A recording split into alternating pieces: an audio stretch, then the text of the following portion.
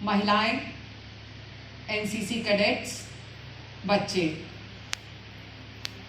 प्रथम और द्वितीय फेज में मिशन शक्ति में पूरे प्रदेश में न सिर्फ महिलाओं का सम्मान किया गया जिन्होंने अपने क्षेत्र में अच्छा कार्य किया था, बल्कि प्रशासन, पुलिस, अभियोजन ने साथ में मिलकर यह भी सुनिश्चित किया था कि अधिक से अधिक ऐसे लोग जिन्होंने बाल एवं महिला अपराध कारित किए हैं उनको कम से कम समय में अधिक से अधिक लोगों को सजा मिले।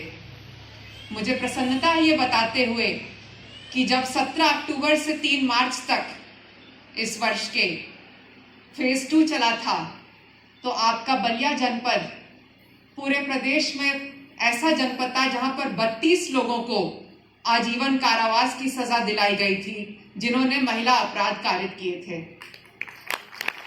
ये एक बड़ी उपलब्धि थी, वरना आप हमेशा देखते होंगे, सुनते होंगे कि न्यायालय में इतने साल लग जाते हैं इंसाफ मिलने में, न्याय मिलने में, कि कई बार जो परिवार होता है या फिर जो विक्टिम होता है वो डर जाता है, सहम जाता है, उसको अपराधी डरा देते हैं और उनको न्याय अंत तक नहीं मिल पाता। बलिया जनपद में महिलाओं को सुरक्षित वातावरण मिले, इसके लिए स्वच्छ भारत मिशन के तहत ये सुनिश्चित किया गया कि प्रत्येक घर में शौचालय हो। परंतु मात्र एक बिल्डिंग बनाने से नहीं होता ये बदलाव।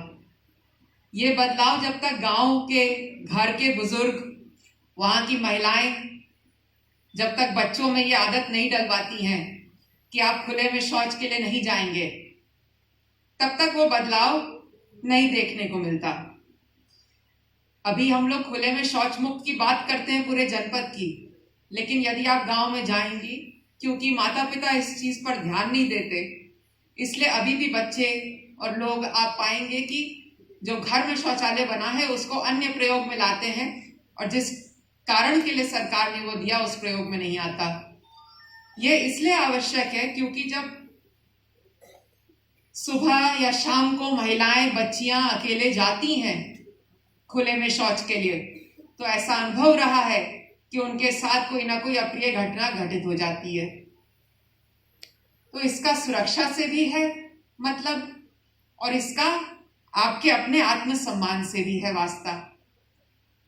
तो मैं आशा करूंगी कि आप लोग अपने गांव की महिलाओं को प्रेरित करेंगी कि अपने बच्चों को इस प्रकार की सीख दें, इस तरह का रहन सहन सिखाएं कि आगे की पीढ़ियां भी उस तरह से रहें और हमारा गांव, हमारा शहर स्वच्छ हो।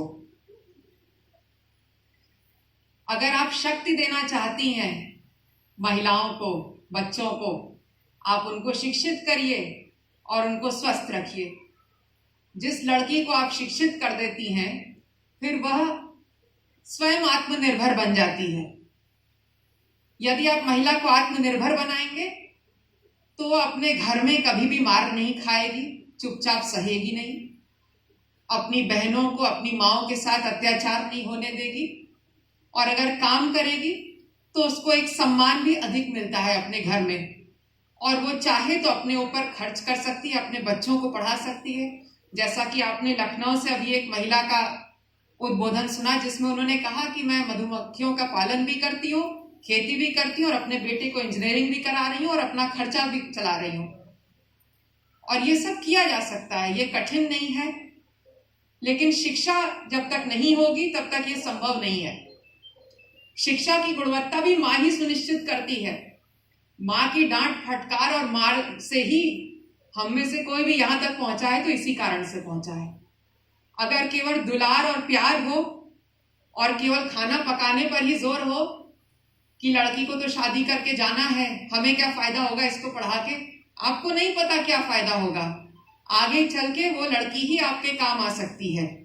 तो कम से कम अपने स्वार्थ में ही प्रत्येक व्यक्ति को बलिया में अपने घर की लड़कियों को अच्छी से अच्छी शिक्षा देने का प्रयास करना चाहिए, और कभी भी ये जल्दबाजी नहीं करनी चाहिए कि आप स्कूल जैसे ही खत्म हो या 18 वर्ष की जैसे ही हो उसकी तुरंत शादी कर दी जाए।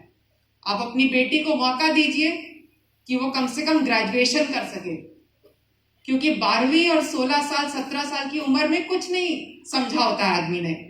18 साल कहने को तो लीगली आप मान लेते हैं कि अडल्ट हो गया आदमी, लेकिन 18 साल के व्यक्ति में उस तरह की समझ सूझबूझ नहीं होती, ना ही वो परिपक्व होता है। हम आप ही अगर पीछे मुड़ के देखें कि हम 18 वर्ष में क्या समझ रखते थे, हमें क्या जानकारी थी दुनिया की, हम आप भी ये महसूस करते हैं कि अनुभव की कमी थी उस समय। और कभी कभी ऐसा भी लगता है कि माता पिता ने जो कहा था सही कहा था, लेकिन जब तक हम ये सोचते हैं और समझते हैं तब तक बहुत देर हो चुकी होती है।